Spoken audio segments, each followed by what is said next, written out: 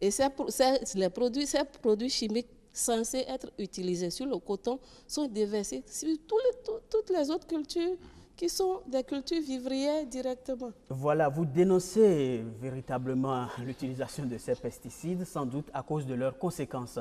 Abordons alors les conséquences de l'utilisation de ces pesticides-là de façon... une énumération.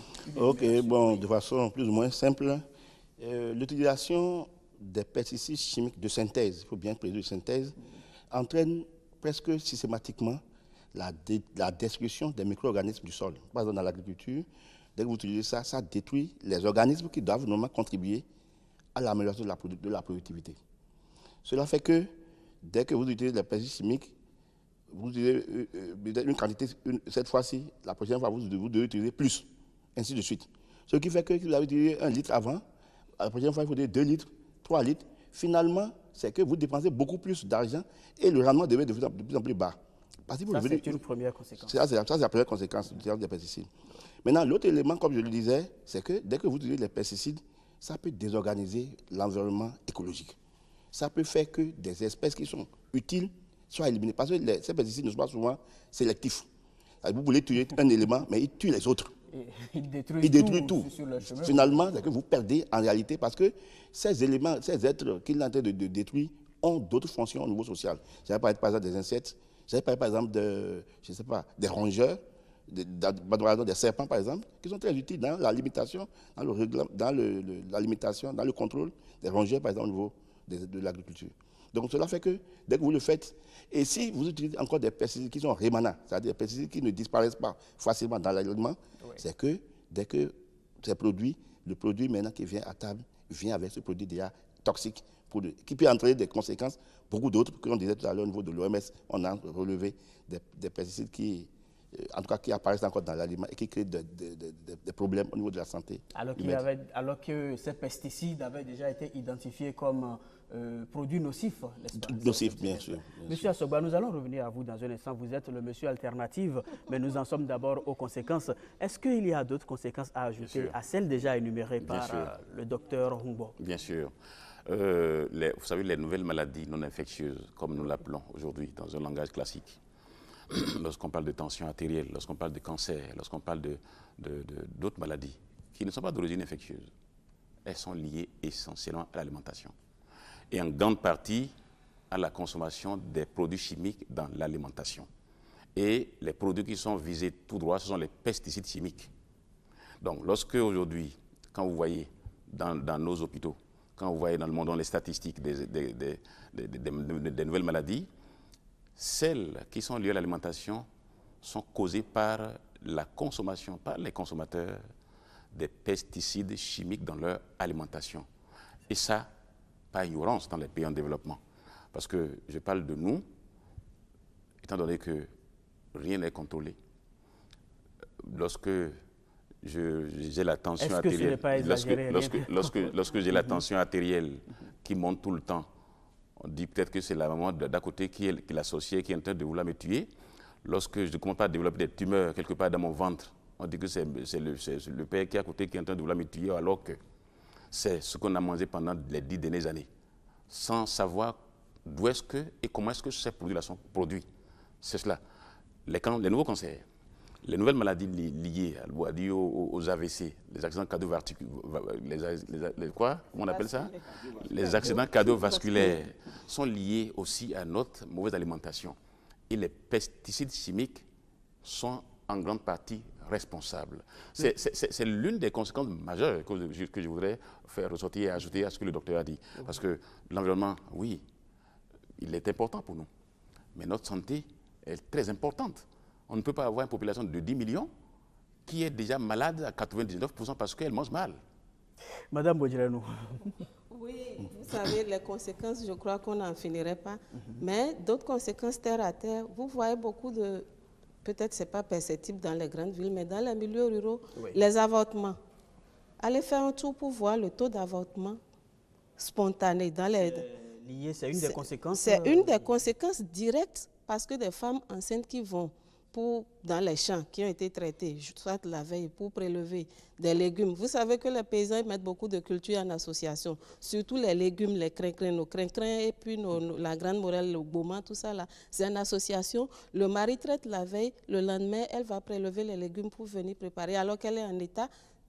La conséquence, elle est immédiate, ça ne pardonne pas, ça n'attend pas. Et malheureusement, on n'arrive pas à faire... malheureusement, on trouve que c'est la soeur ou papa qui, ou bien c'est le petit-oncle qui, la veille, ou c'est la coépouse stérile qui... Parce que la veille, quand elle passait, la coépouse l'avait déjà regardée d'une certaine façon, là, alors que... Mais ce que vous dites, est-ce que véritablement ce n'est pas un aveu d'impuissance ou d'échec? Mais dites-nous, est-ce qu'on peut échapper vraiment à cette affaire-là? Bien sûr. Comment bien sûr.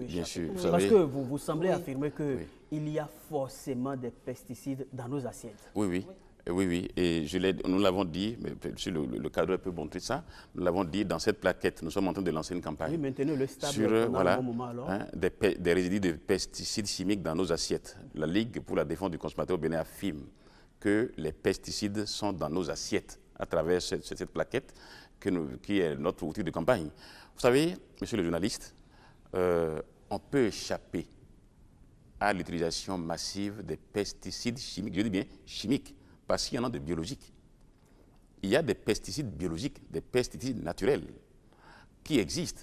Vous savez, nos parents, moi je suis dans ce studio ce soir, je suis un intellectuel, mais je produis du maïs. Dans mon champ cette année, lorsque j'ai récolté mon maïs, j'ai cherché tout simplement des feuilles de Nîmes.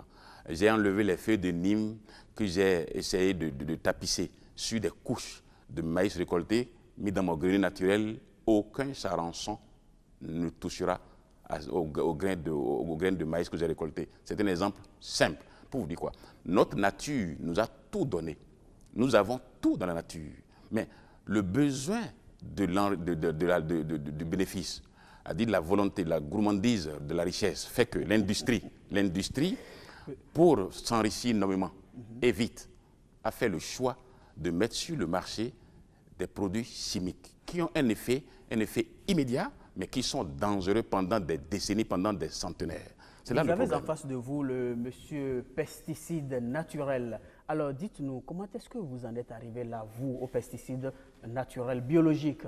Oui, on est arrivé à des pesticides naturels parce qu'on a commencé par constater les cas d'intoxication dans notre pays depuis des années et on a dit, bon, qu'est-ce qu'il faut faire?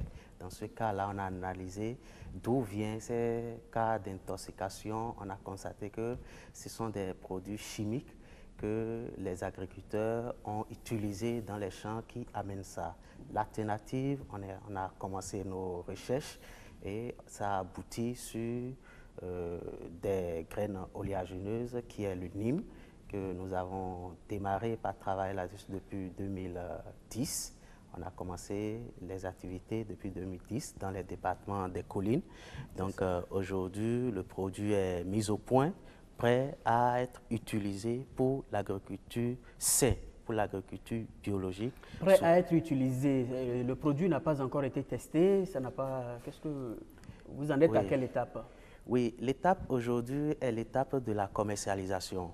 Si on a passé déjà beaucoup d'étapes, c'est-à-dire l'étape de recherche, l'étape de la transformation, l'étape de la mise en place du produit, c'est avec des instituts de recherche tels que l'ITA, la DRAO, l'INIRAV, qui sont là, qui nous ont accompagnés à faire tout ce travail de recherche et qui continuent toujours par nous accompagner, y compris aussi les élus locaux qui ont compris vite, les élus locaux de notre département dans les collines, qui ont compris vite et ils ont pris un arrêté de mettre fin à couper les arbres de Nîmes dans notre département. Il faut préserver cette espèce qui devient une source de règlement, qui devient une solution. Qui devient une solution durable et saine. Voilà. C'est ça. Alors, votre regard en tant que chercheur sur cette initiative? Oui, il faut le dire, hein, la solution consistant à utiliser des pesticides biologiques naturels existait depuis. Hein. Regardez les graines de Nîmes, l'extrait à queue de Iptis suaviolens, par exemple. Il y a des plantes, en tout cas qu'on connaît, qui sont des plantes qu'on utilise pour traiter les cultures. Ça existe, il y en a un certain nombre. Il suffit seulement que